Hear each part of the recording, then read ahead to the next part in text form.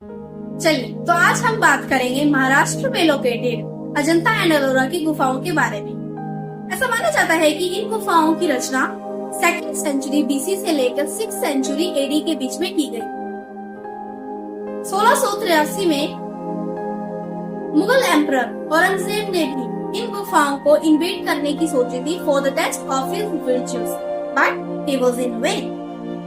तो ऐसा क्या है इन गुफाओं में जो इन्हें सिग्निफिकेंट बनाता है हमारे इंडियन हिस्ट्री में, and today we will learn about the history. So watch the video till the very end. So let's talk about Ajanta caves. Ajanta caves 26 हैं नंबर्स में and they are located 100 kilometres away from Aurangabad in Maharashtra. 1819 के अंदर 1819 में sir John Smith अपनी hunting में गए हुए थे, तभी उन्हें एक हॉर्सशू शेप्ड माउंटेन की डिस्कवरी हुई। छानबीन करने पर पता चला हिस्टोरियंस को और आर्कियोलॉजिस्ट्स को कि इन गुफाओं, इस मंदिर के आसपास कुछ एक गुफाएं बनी हुई हैं जिनका संबंध काटक डायनेस्टी से है। अजंता की गुफाओं में सबसे ज्यादा हमें बुद्धिस्ट रिलीजन की सिग्निफिकेंस देखने को मिलती है, क्योंकि यहाँ पर ऐसे स्कल्पचर्स, ऐसी पेंटिंग्स हैं जो उनके आर्ट, कल्चर, आर्किटेक्ट और इवन अदर रिलेटेड चीजों को हमें दिखाती है। Buddhist religion one of the most oldest religion है वर्ल्ड के अंदर। ऐसे में कह सकते हैं कि अजंता की जो केव्स हैं वो one of the greatest achievement है in the history of the ancient history of Buddhist architecture. ऐसा क्या है कि यहाँ पर इन गुफाओं के बीचों बीच बुद्धा का एक स्टैचू है और उसके आसपास डेटीज हैं, उनकी फोटो, उनकी पेंटिंग्स बनाई गई हैं, कुछ एक पिलर्स हैं और कुछ एक बॉल्स हैं जो उनको दर्शाती हैं। यहाँ तक कि एक ऐसा भी मान्यता है कि इन सभी पिलर्स, वॉल्स और स्टैचूज की कंस्ट्रक्शन जो है, इनका निर्माण जो है नेचुरल रॉक से किया गया था, किसी ने भी दूसरी चीज का इस्तेमाल नहीं किया गया। So this was about Ajanta caves and here's one more thing. ऐसा मान्यता है कि यहाँ पर जगातक टेल्स भी देखने को मिलती है। जगातक टेल्स वो टेल्स हैं जो बुद्धा के पुनर्जन्मों का हमें वर्णन करती है और हमें बताती है कि बुद्धा ने अपने पुराने जन्मों में, पिछले जन्मों में किस प्रकार जीवन व्यतीत किया, किस प्रकार उन्नति हासिल की। So this was about Ajanta caves. Now let's move on to Ellora caves. Now let's talk about Ellora caves. Ellora caves 34 है, 34 है नंबर में, जो 34 यानी कि 34 माउंटेन्स के आसपास बनी हुई है और ये 30 किलोमीटर दूर है औरंगाबाद महाराष्ट्र से। इन केव्स में 3 मेन रिलीजन्स का हमें सिग्निफिकेंस देखने को मिलता है, शैविज्म, जैनिज्म और वैष्णविज्म।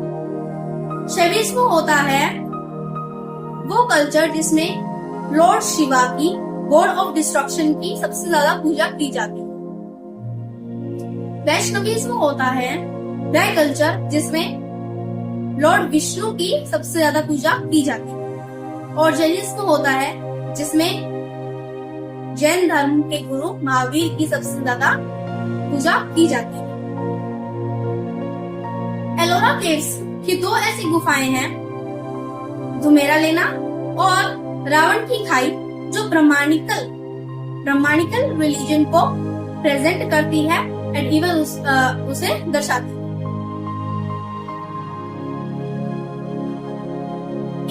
इन केव्स का संबंध राष्ट्रकूटा डायनेस्टी से है और ऐसा माना जाता है कि यहाँ पर एक कैलाश मंदिर है जिसकी कंस्ट्रक्शन राष्ट्रकूटा डायनेस्टी के राजा कृष्ण प्रथम ने करवाई थी।